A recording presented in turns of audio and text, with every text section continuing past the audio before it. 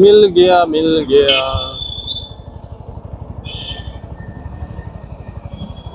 তো আজকে একবার অকটেন না পেট্রোল নেব, পেট্রোল নিয়ে দেখবো যে কি অবস্থা হয়।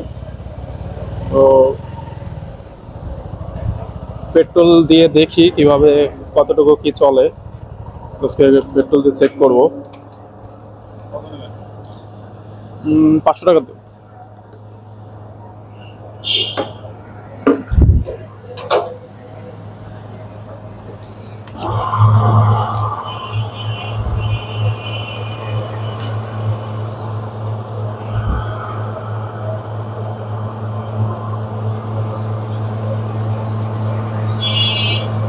দেখা যায়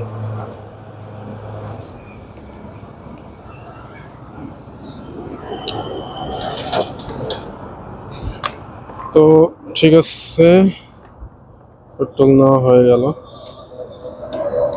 আর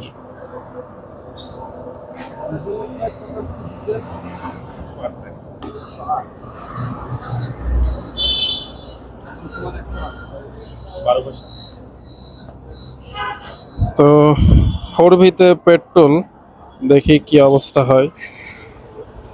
তো বাংলাদেশের তেলের যে অবস্থা, অকটেনও যা পেট্রোলও তাই মনে তো হয় এখন।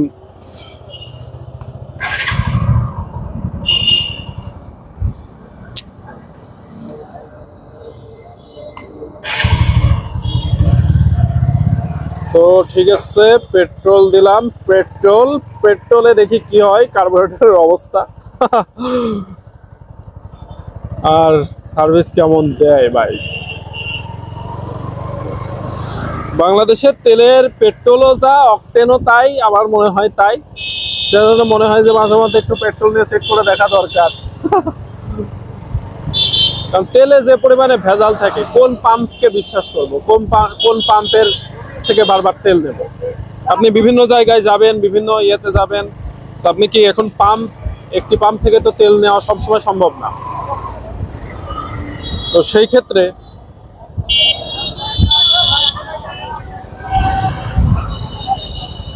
সব ধরনের তেলের জন্যই ইয়ে হতে পারে।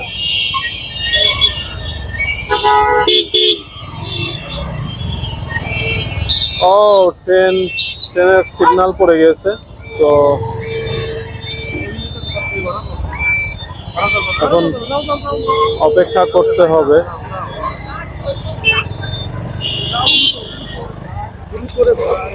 না না, থাক থাক থাক, ওটা যাওয়া যাবে।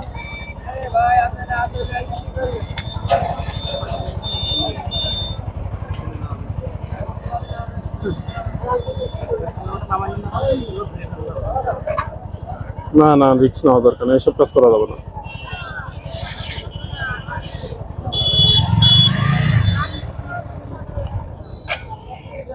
তো যাই হোক, ট্রেন আসার জন্য আমরা একটু তাড়াতাড়ি বের হওয়ার চেষ্টা করেছিলাম, কিন্তু এগুলো আসলে ঠিক না। যদিও আমি এগুলো করি না, কারণ দুর্ঘটনা আসলে বলে কই আসে না। সেজন্য সবসময় সতর্ক থাকতে হবে। যেগুলো মেনে চলার দরকার সেগুলো অবশ্যই মানতে হবে, কারণ রুলস তো রুলসই, আর রুলস সবসময় তৈরি হয় ভালোর জন্য। আমি চেষ্টা করবো যে রুলসগুলো মেনে চলার। তো আর কি করার, এখন ট্রেন আসা পর্যন্ত অপেক্ষা করতে হবে, আর কিছু করার নেই।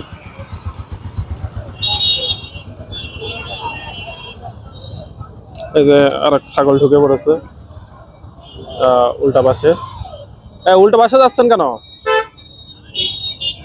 উল্টা পাশে আসবে না, উল্টা পাশে কেন? এদিকে যেতে হবে।